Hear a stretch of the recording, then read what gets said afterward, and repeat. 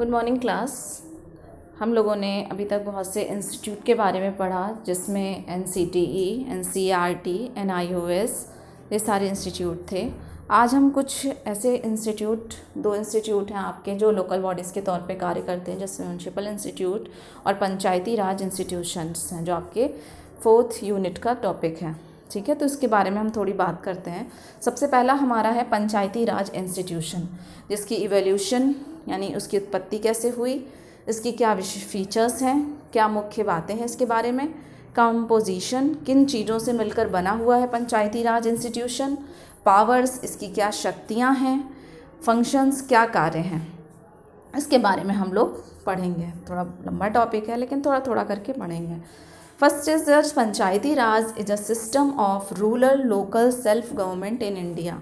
यानी कि जो पंचायती राज इंस्टीट्यूशन या संस्थान है, पंचायती राज संस्थान हैं, वो क्या हैं? इंडिया में जो ग्रामीण स्वशासन प्रणाली है, ग्रामीण स्वशासन प्रणाली है, जो मतलब गाँव में जो अपने द्वारा शासन करते हैं, जो संस्था प्रणाली है, उसी को हम पंचायती राज व्यवस्था या कह सकते हैं पंचायती राज संस्थान कह सकते हैं, institution. It has been establish in all the states of India by the act of the state legislature to build democracy at the grass root level. इसका मतलब हुआ कि जो भी इंडिया के जितने स्टेट में, वहाँ कानून के तहत इसको इस्टेब्लिश किया गया, इसकी स्थापना की गई।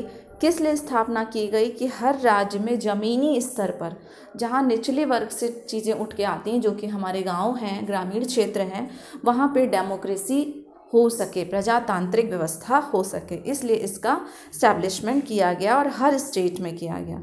It is interested with rural development and was constitutionalized through the 73rd Constitutional Amendment Act of 1992।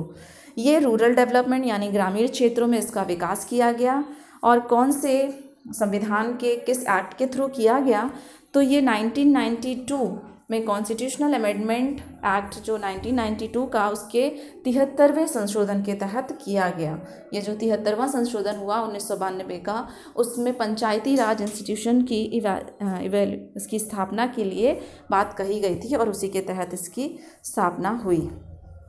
Evolution of Panchayati Raj in India. India में पंचायती राज इंस्टीट्यूशन या पंचायती राज व्यवस्था का, संस्थान का कैसे इवोल्यूशन, कैसे उत्पत्ति हुई?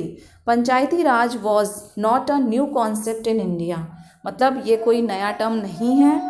Indian villages had panchayat council of 5 person from very ancient time. यानी कि जो भारतीय जो ग्रामीण क्षेत्र है, वहाँ पर पहले से ही प्राचीन समय से चली आ रही है प्रथा कि वहाँ पंचायत होती थी, जिनमें 5 लोग होते थे, which were having both executive and judicial power and used to handle various issues।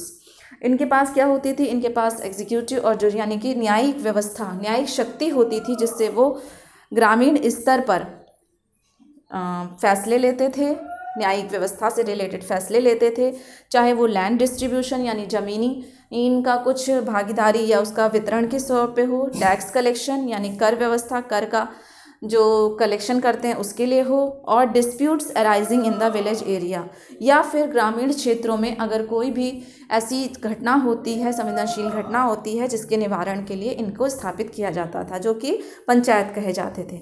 Gandhi ji also had the opinion of empowerment of panchayat for the development of rural area. Gandhi ji ने भी पंचायत, जो पंचायती राज व्यवस्था है, ये तो अभी शुरू हुई, लेकिन ग्रामीण क्षेत्रों में पंचायत का जो प्रावधान था, पंचायत के विकास के लिए उन्होंने अपने विचार रखे थे।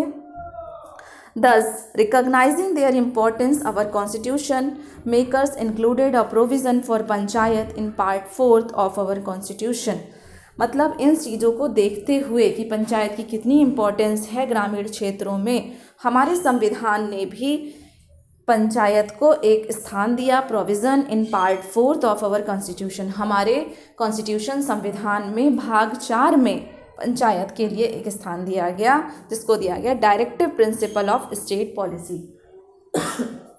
Directive principle of state policy यानी कि राज्य में जो नीति निदेशक जो तत्व हैं, जो सिद्धांत हैं, उनकी क्या पॉलिसी है, राज्य के नीति निदेशक सिद्धांतों की क्या नीति है, ये भाग 4 के रूप में उन्होंने उसको स्थान दिया।